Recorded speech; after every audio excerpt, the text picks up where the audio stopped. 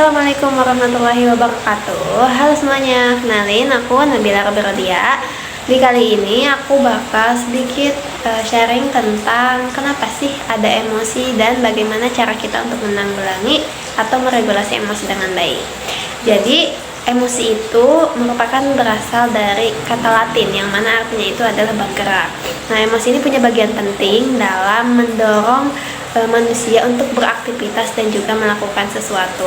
Nah, emosi ini merupakan suatu reaksi terhadap suatu kejadian yang spesifik. Kayak contoh, misalnya kita kaget atau misalnya kita dipanggil sama orang gitu. Nah, otomatis kita bakal nengok kan. Nah, itu merupakan salah satu reaksi dari kejadian yang spesifik. Contoh lainnya kayak misalnya kamu punya pacar. Kayak misalnya aja ya, kita punya pacar. Terus tiba-tiba pacar kita tuh mutusin kita. Nah, itu tuh otomatis kita bakal ada rasa sedih. Nah, itu adalah salah satu sifat emosi, yaitu universal, di mana universal ini semua orang akan cenderung bereaksi sama terhadap sesuatu yang dipicu. Nah, tapi bukan berarti setiap manusia itu bakal berperilaku yang sama, karena emosi itu dipengaruhi sama pengalaman, latar belakang, dan budaya yang berbeda. Setiap emosi itu pasti mempunyai perannya masing-masing.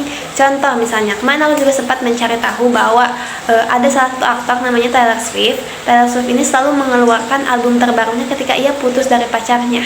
Nah, berarti emosi yang masuk itu tidak dibawa menjadi mentah-mentah atau menjadi hal-hal yang negatif, tapi ia dijadikan motivasi untuk mengeluarkan album terbarunya. Nah, kalau kita menelan emosi itu mentah-mentah, otomatis kita itu kurang dewasa dalam menyikapi berbagai masalah. Lalu, gimana sih caranya kita untuk mengontrol dan juga meregulasi? Karena emosi itu bersifat otomatis dan nggak bisa kita atur-atur. Emosi itu emang nggak bisa kita kontrol, tapi perilaku bisa kita kontrol. Caranya yang pertama yaitu dengan menenangkan diri. Jadi ketika rasa amarah itu muncul, hal yang pertama lakukan adalah dengan menenangkan diri. Kalau kita nggak tenang, kita bakal mudah untuk melakukan hal-hal yang tidak diinginkan. Nah, yang kedua yaitu mengontrol interpretasi, reinterpretasi.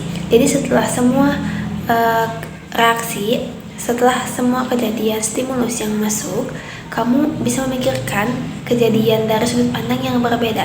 Kita bisa memikirkan ulang kejadian tersebut untuk mempengaruhi emosi kita dan memunculkan perilaku yang tidak negatif gitu. Yang selanjutnya ada mempraktekkan mindfulness, di mana kondisi ini adalah untuk kita menyadari dan menerima apapun yang kita pikirkan dan sadari. Mindfulness ini bisa membuat kita untuk merasakan emosi, sehingga kita tuh kenal dulu dengan emosi kita. Karena kalau hal itu dipendam, itu tuh akan merusak baik dari fisik maupun dari mentalnya gitu. Nah, rasa amarah itu wajar, tapi tidak semestinya emosi itu menguasai perilaku kita. Jadi lakukanlah dengan sadar, karena perilaku adalah hasil pilihan, bukan hasil emosi. Semua orang punya kapasitas dan cara sendirinya untuk meregulasi dan juga mengontrol emosinya, dan perlu latihan aja secara umum, karena kita semua pasti bisa belajar. Mungkin itu saja, dan silahkan boleh berkomentar cara kalian meregulasi dan mengontrol emosi. Bye bye. Assalamualaikum warahmatullahi wabarakatuh.